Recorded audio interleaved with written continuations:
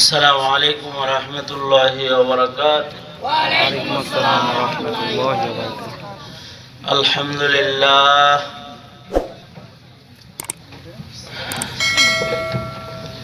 الحمد لله وكفى وسلام على عباده الذين اصطفى. أما بعد فأعوذ بالله من الشيطان الرجيم. بسم الله الرحمن الرحيم. ألهاكم التكاثر حتى زرتم المقابر كلا سوف تعلمون ثم كلا سوف تعلمون كلا لو تعلمون علم اليقين لترون الجحيم ثم لترونها عين اليقين ثم لتسألن يومئذ عن النعيم.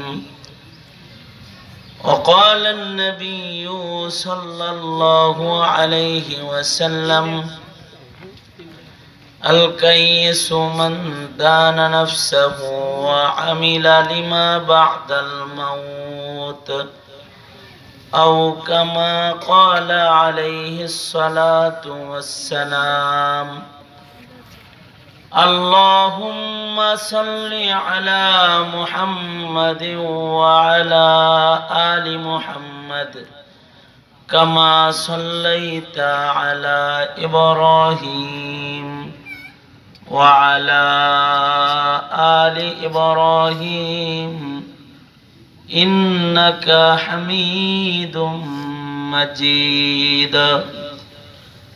اللهم بارك على محمد وعلى آل محمد كما باركت على إبراهيم وعلى آل إبراهيم إنك حميد مجيد. بلغ العلا بكماله كشف الدجى بجماله حسنت جميع خصاله صلوا عليه وآله. بلغ العلا بكماله كشف الدجى بجماله حسنت جميع خصاله صلوا عليه وآله. আলহামদুলিল্লাহ, উজিরপুর দারুস সুন্নাহ মাদ্রাসার আয়োজনে আয়োজিত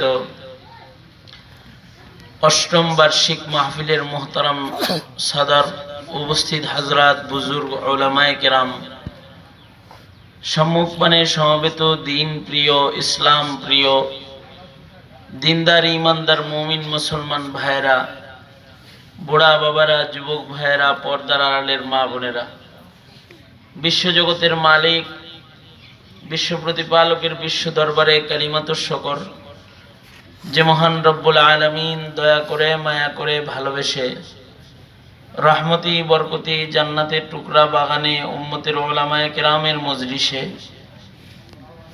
আমাদেরকে আল্লাহ তাআলা দ্বীনি নসিহত, বরকতপূর্ণ আয়োজন, জিকিরের মাহফিল, নসিহতের মাহফিল, এই মাহফিলের সদস্য করে আল্লাহ তাআলা আমাদেরকে কবুল আর মঞ্জুর করেছেন। এজন্য মালিকের দরবারে শুকরগুজার হই, শুকরিয়া আদায় করি, কালিমাতুশ শুকর পড়ি, আলহামদুলিল্লাহ। মানুষের জীবনের একটি বাস্তব সত্য হলো, মানুষ এই পৃথিবীতে স্থায়ী নয়। এই পৃথিবীতে কেউ থাকতে পারে নাই, কোনো ক্ষমতাধর থাকতে পারে নাই, কোনো ধনী তার অর্থের প্রাচুর্যতার মাধ্যমে এই পৃথিবীর হায়াত খরিদ করতে পারে নাই। এমন কি কোনো পয়গম্বর নবী রাসূলগণ এই পৃথিবীতে চিরস্থায়ী হন নাই, নিজের ইচ্ছা মতো ওনারা এই পৃথিবীতে এক সেকেন্ডও বেশি সময় থাকতে পারেন নাই। পৃথিবীতে আল্লাহ তাআলা যত মানুষ পাঠিয়েছেন এবং পাঠাইবেন, সকলেরই আল্লাহ তাআলা হায়াত নির্ধারণ করেছেন। যাকে যতটুকুন হায়াত দিছেন সে ততটুকুন সময় এই পৃথিবীতে অবস্থান করবে। এরপরে যখন তার বিদায়ের পালা, আপনারা দুনো হাত উপরে তোলেন তো, হাত নামান, আবার তোলেন, নামান। এই যেমন আমার দিকে ছিলেন না, এরকম খেয়াল করেন আর কি। আর মোবাইল আল্লাহ দিলে বন্ধ করেন, কমাস কম রিংটোন অফ করেন। আমি আমার মোবাইল ওই বাড়ি থেকে বন্ধ করছি, যখন মাহফিলের দিকে রওনা করছি মোবাইল বন্ধ করছি। মোবাইল এটা একটা যন্ত্রণার জিনিস, এটা মানুষের ইবাদতের খালওয়াত নষ্ট করে। নামাজে দাঁড়াইলেও যদি মোবাইল খোলা থাকে কারোর, তাহলে তার খুশু জীবনেও হাসিল হবে না। এজন্য কমাস কম ইবাদত বন্দিগির সময় একটু খালওয়াত নিশীন হওয়া চাই, তখন ফোন বন্ধ করা চাই। এটা ইবাদতের একটা আদব। কারণ মোবাইল যদি পকেটে থাকে তাহলে আপনার নেটওয়ার্ক লাগে থাকবে হলো গ্রামীণের টাওয়ারের লগে, এয়ারটেলের টাওয়ারের লগে। আসলে তো মানুষ ইবাদতে যখন নিয়োজিত হয় তখন টাওয়ার লাগায় আল্লাহর লগে। ইবাদতের মাধ্যমে সংযোগটা কার সাথে স্থাপন করতে চায়? আল্লাহর সাথে। এইটা যদি মোবাইলের জঞ্জাট থাকে তাহলে এই খালওয়াত নষ্ট হয়ে যায়।